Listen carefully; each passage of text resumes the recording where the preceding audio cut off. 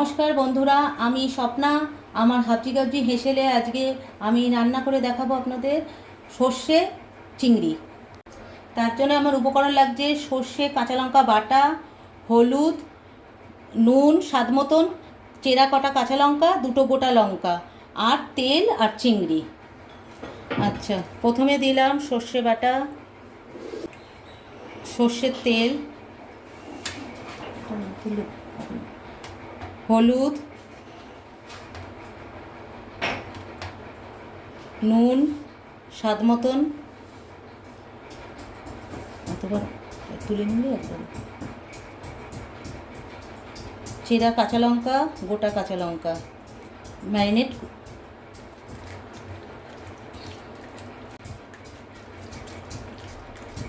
Marinate হয়ে গেল।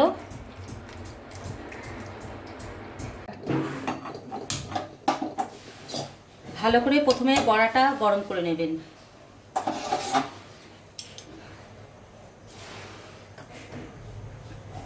কড়া গরম হয়ে গেছে, এবার আমি মিশ্রণটি ঢেলে দিলাম।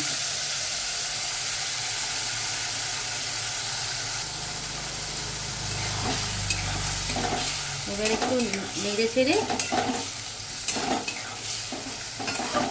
ঢাকা দিয়ে দিতে হবে।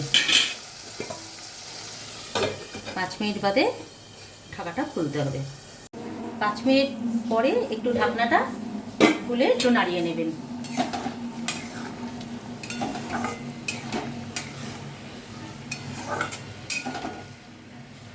আরও 5 মিনিট আবার একটু ঢাকা দিয়ে রেখে দেবেন।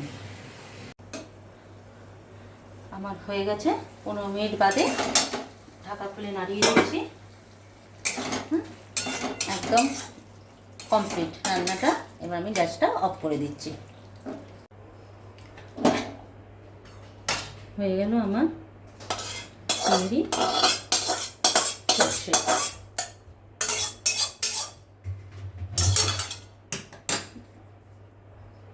হয়ে গেল আজকে আমার চিংড়ি সর্ষে।